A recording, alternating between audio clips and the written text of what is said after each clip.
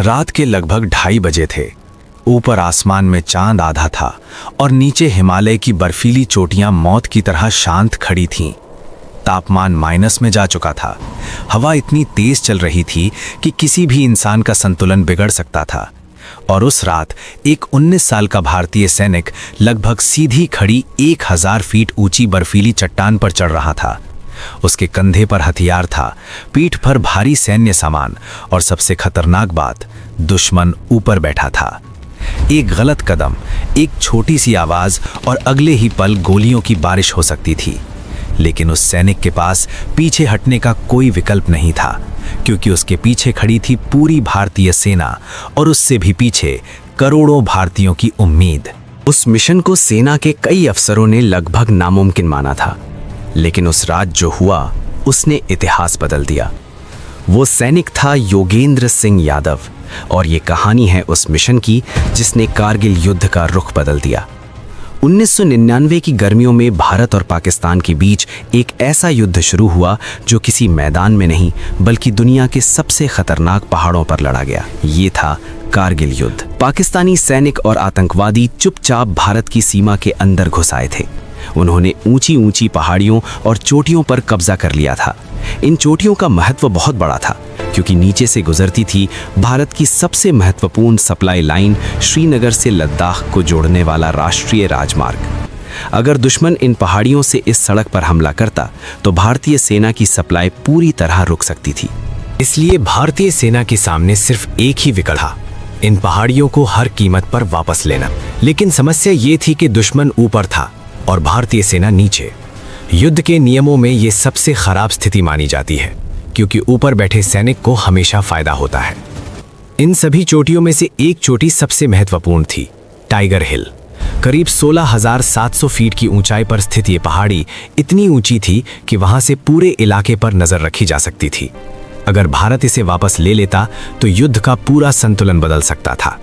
लेकिन समस्या ये थी कि इस पहाड़ी की चढ़ाई लगभग असंभव थी। सीधी खड़ी बर्फीली चट्टानें, ऊपर से मशीन गन और चारों तरफ दुश्मन की चौकियां। कई सैन्य विशेषज्ञों का मानना था कि इस पहाड़ी को लेना बेहद मुश्किल होगा। लेकिन भारतीय सेना ने फैसला कर लिया, टाइगर हिल हर हाल में वापस लेना है। इसी मिशन के लिए चुनी गई एक विशेष टुकड़ी 18 ग्रेनेडियर्स बटालियन, और इसी यूनिट में था एक युवा सैनिक योगेंद्र सिंह यादव। उस समय उसकी उम्र सिर्फ 19 साल थी।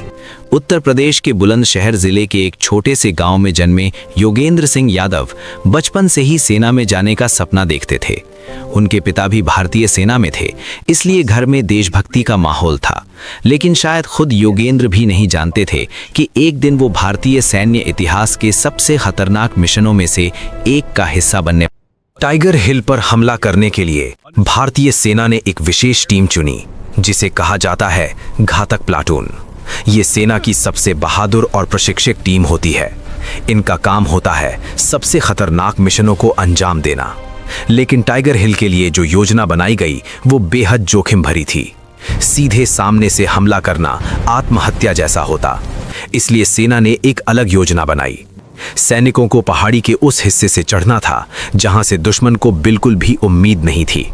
एक लगभग सीधी खड़ी चट्टान, जिसे चढ़ना लगभग असंभव माना जाता था। लेकिन अगर वे वहां से ऊपर पहुंच जाते तो दुश्मन पूरी तरह चौंक सकता था, और यही मौका भारतीय सेना को जीत दिला सकता था। 3 जुलाई 1999 की रात। हवा बेहद ठंडी थी। सैनिकों के शरीर पर भारी सैन्य सामान था और सामने थी 1000 फीट ऊंची बर्फीली चट्टान। घातक प्लाटून के सैनिकों ने रस्सियां निकाली और पहाड़ पर चढ़ाई शुरू हुई। सबसे आगे चल रहे थे योगेंद्र सिंह यादव, क्योंकि उनका काम था सबसे पहले ऊपर पहुंचना और बाकी सैनिकों के लिए रस्सी बांधना। लेकिन जैसे जैसे वे ऊपर चढ़ते गए, खतरा भी बढ़ता गया। ऊपर बैठे दुश्मन सैनिकों को कुछ हलचल महसूस होने लगी थी, और फिर अचानक रात की खामोशी को चीरती हुई गोलियों की आवाज गूंजी। ऊपर से मशीन गन चलने लगी। ट्रेसर गोलियां अंधेरे में चमक रही थीं। कुछ ही सेकंड में कई भारतीय सैनिक घायल हो गए। स्थिति बेहद खतरनाक हो चुकी थी। लेकिन सबसे आगे चढ़ रहे सैनिक योगेंद्र सिंह यादव रुकने वाले नहीं थे। गोलियां उनके आसपास चट्टानों से टकरा रही थीं, बर्फ उड़ रही थी, लेकिन उन्होंने चढ़ाई जारी रखी। और तभी एक गोली उनके कंधे में लगी, फिर दूसरी, फिर तीसरी। अब तक उनके शरीर से खून बहना शुरू हो चुका था। कई सैनिक नीचे गिर चुके थे और ऊपर से लगातार गोलियां आ रही थीं। लेकिन इसके बावजूद योगेंद्र सिंह यादव उस चट्टान पर चढ़ते जा रहे थे, क्योंकि उन्हें पता था कि अगर वो ऊपर पहुंच गए तो बाकी सैनिकों के लिए रास्ता खुल जाएगा। कुछ देर बाद स्थिति इतनी खतरनाक हो गई कि पूरी टीम लगभग रुक गई।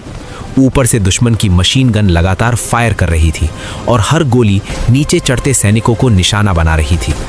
ऐसा लग रहा था कि अब आगे बढ़ना संभव नहीं। लेकिन तभी योगेंद्र सिंह यादव ने एक फैसला किया। उनके शरीर में कई गोलियां लग चुकी थीं, लेकिन उन्होंने समझ लिया था कि जब तक ऊपर बैठी मशीन गन शांत नहीं होगी तब तक कोई भी सैनिक ऊपर नहीं पहुंच सकता। इसलिए उन्होंने अकेले आगे बढ़ने का फैसला किया। धीरे धीरे घायल शरीर के साथ वो चट्टान पर ऊपर बढ़ते रहे। उनके हाथ खून से भीग चुके थे, लेकिन उनकी पकड़ ढीली नहीं हुई। कुछ मिनट बाद वो उस जगह के करीब पहुंच गए जहां दुश्मन का पहला बंकर था, वही बंकर जहां से मशीन गन चल रही थी। उन्होंने अपने पास रखा ग्रेनेड निकाला, निशाना लगाया और बंकर की ओर फेंक दिया। कुछ ही सेकंड बाद एक तेज धमाका हुआ। दुश्मन सैनिक अचानक घबरा गए और इसी मौके का फायदा उठाकर उन्होंने हमला कर दिया। बंकर के अंदर घुसते ही आमने सामने की लड़ाई शुरू हो गई। अचानक हुए इस हमले ने दुश्मन को संभलने का मौका नहीं दिया। कुछ ही समय में पहला बंकर शांत हो चुका था। जैसे ही मशीन गन बंद हुई, नीचे चढ़ रहे बाकी भारतीय सैनिकों को मौका मिल गया। वे तेजी से ऊपर बढ़ने लगे। रस्सियों के सहारे सैनिक एक एक करके चढ़ते गए और कुछ ही समय में भारतीय सैनिकों की एक बड़ी टीम ऊपर पहुंच गई। अब लड़ाई पूरी तरह बदल चुकी थी।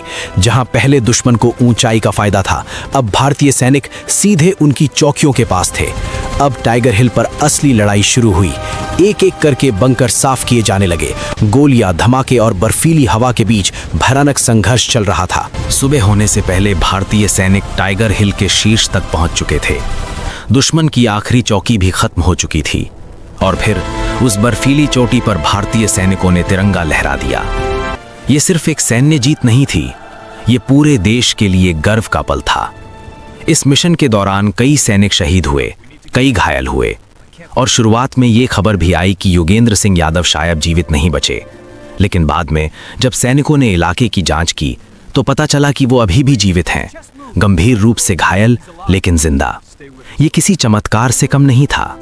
उनकी बहादुरी और साहस के लिए बाद में उन्हें भारत का सर्वोच्च वीरता सम्मान परमवीर चक्र दिया गया और वो इस सम्मान को पाने वाले सबसे कम उम्र के सैनिकों में से एक बने। टाइगर हिल की वो रात आज भी इतिहास में दर्ज है। एक ऐसी रात जब बर्फीली चट्टानों पर साहस की कहानी लिखी गई और जब एक युवा भारतीय सैनिक ने यह साबित कर दिया कि देश के लिए लड़ने का जज्बा किसी भी नामुमकिन मिशन को मुमकिन बना सकता है।